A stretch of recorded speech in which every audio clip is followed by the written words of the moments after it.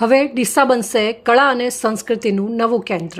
₹21 કરોડના ખર્ચે અર્બન હાટનું ખાતમુહૂર્ત પ્રવીણભાઈ માળી અને મંત્રી સ્વરૂપજી ઠાકોરે કર્યું।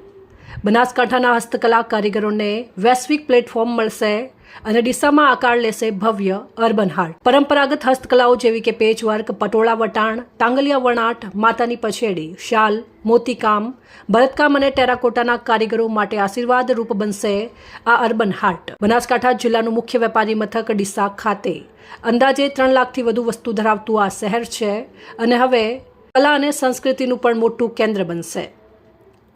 ગુજરાત સરકારના વોકલ ફોર લોકલ અને આત્મનિર્ભર ભારત અને વિકસિત ભારત 2047ના સંકલ્પને સાકાર કરવા માટે ડીસા ખાતે ભવ્ય અર્બન હાટની સ્થાપના કરવાની મંજૂરી આપવામાં આવી ગઈ છે, જેનું ખાતમુહૂર્ત ગઈકાલે રાજ્યના વન અને પર્યાવરણ અને વાહન વ્યવહાર ક્લાઇમેટ ચેન્જ રાજ્યમંત્રી પ્રવીણભાઈ માળી અને ખાદી કુટીર અને ગ્રામીણ ઉદ્યોગના રાજ્યમંત્રી સ્વરૂપજી ઠાકોરે ડીસા ખાતેથી અર્બન હાટનું ખાતમુહૂર્ત કર્યું હતું।